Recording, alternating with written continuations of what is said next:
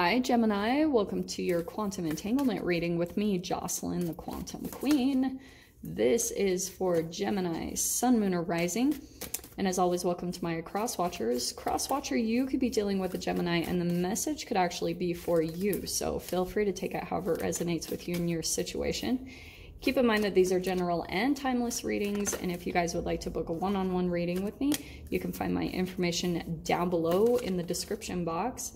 And just wanted to say thank you for liking, subscribing, and thank you for all the good karma donations. Okay, loves.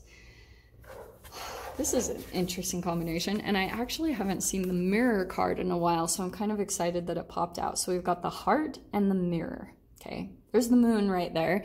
And so let me talk about, because you guys know I've been talking about, we've got the 4 planets that are going retrograde. There's a lot of stuff. The way I see this is that's the definite Venus retrograde energy coming in.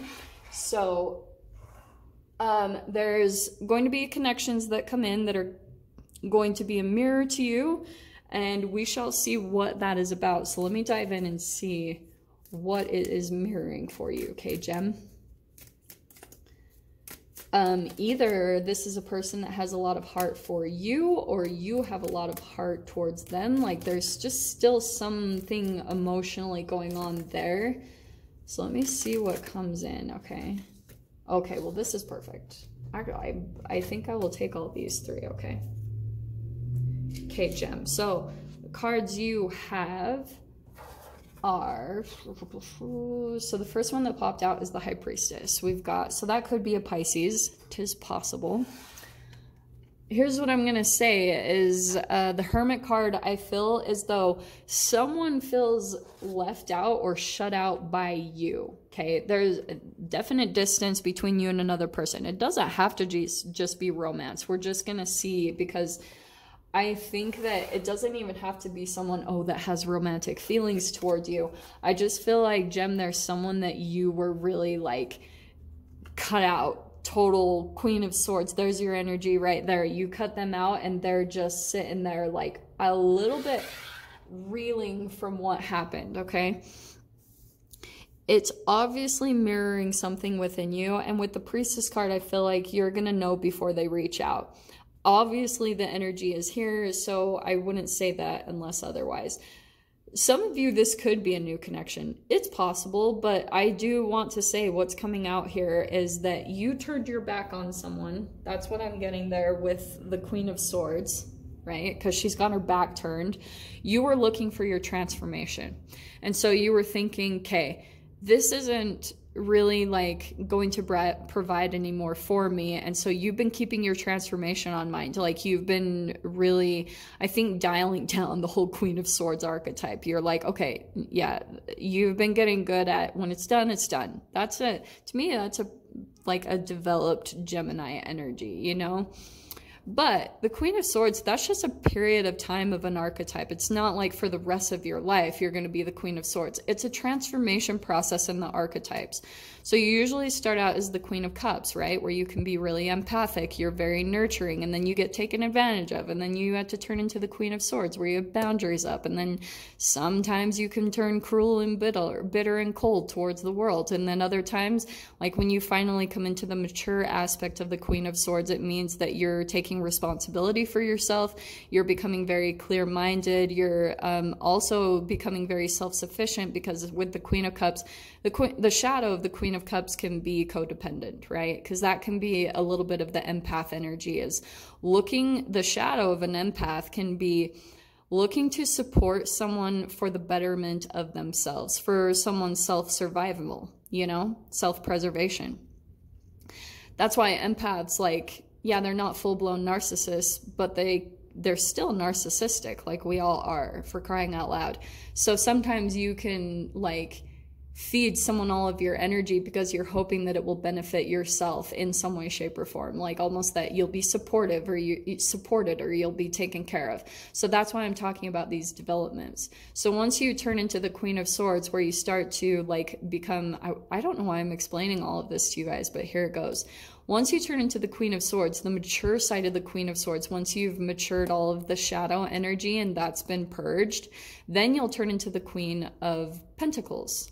Because a lot of the times with the Queen of Swords, you usually have to communicate what you've been going through. Like, you will usually have to express yourself in some way, shape, or form. So that's why a lot of the times, like, a Queen of Cups will turn into maybe a motivational speaker, or just someone that's like teaching groups or teaching classes on what they possibly went through, because it's going to help in the transformation and the healing process of some of the trauma. So some of you guys could be in the process of stepping into that, where you're like wanting to express yourself, but you still could be in the mode of a little bit of hesitancy to do that, just because maybe self-worth stuff, that you're still kind of letting go of the Queen of Swords part, or I'm sorry, the Queen of Cups.